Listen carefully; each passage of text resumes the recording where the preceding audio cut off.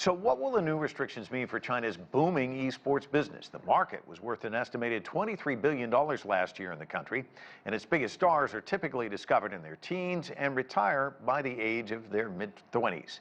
Mike Bako joins us now. He's the sports editor for DailyNational.com. Mike, I know there are a lot of parents out there, not just in China, but elsewhere, who think something needs to be done to break their child's addiction to video games.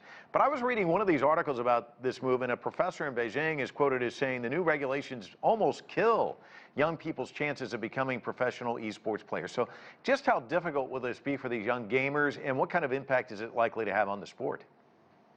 Well, the idea that you can train hard enough to become a professional gamer by only being able to do it legally for 3 hours a weekend is pretty much implausible. So anyone that wants to do it legally and above board won't be able to really do it. So what these gamers will probably need to end up doing is find a way around these rules. How can they do that? Because you need to have a registered national ID and your username to log in to play most of these games. There is one big loophole around it. If they get an adult login and international ID number, they might be able to circumvent these rules and be able to play with reckless abandon. Anyone over 18 obviously is not subject to these rules. So that's the loophole. But in terms of all of these thousands of potential e-gamers that want to make a career out of it, it really puts the death knell to them. Yeah, Mike, I guess, you cover sports, and I was thinking about this, you look at any sport, you have people who train, and if you're only going to do it for just a few hours a week, it really is going to impact your game. So well, I guess what you're saying is if some of these people probably are at advanced stage, it's not going to kill them, but it's the younger ones, the up-and-comer ones that really are going to really take it on the chin, right?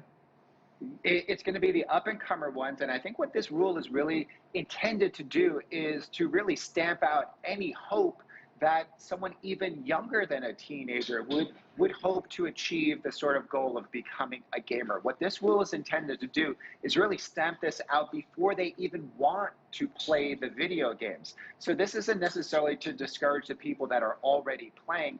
It's really thinking far down the line to be able to say, if you're 8, 9 years old, thinking about wanting to do this, seeing other people in your family or just the popular culture on social media and just knowing how much money is involved, that's what they're really trying to do, is stamp this out at a very even earlier age than a teenager. And you're looking at a $23 billion industry. You're also looking at university esports programs.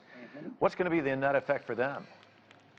Well, out goes all of the revenue that comes in from upwards of 5,000 professional esports teams that are currently in China right now. Whether it be from the professional ranks, whether it be some of the schools that are having these e-game teams, all of that is going to have to be rethought, reconfigured, and in some cases probably thrown out the window if they are going to abide by these rules. I did hear one university official say that, the country could introduce corresponding policies, grant some leeway for some of these younger esports players. Do you think there's going to be pressure to kind of relax these rules?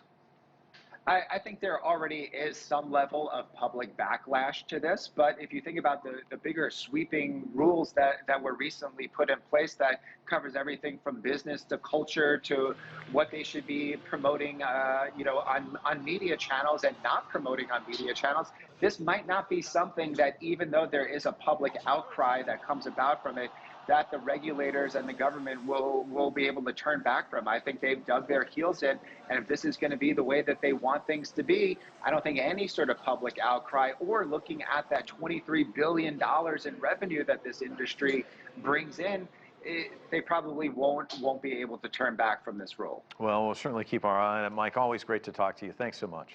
Always good to be with you, Mike.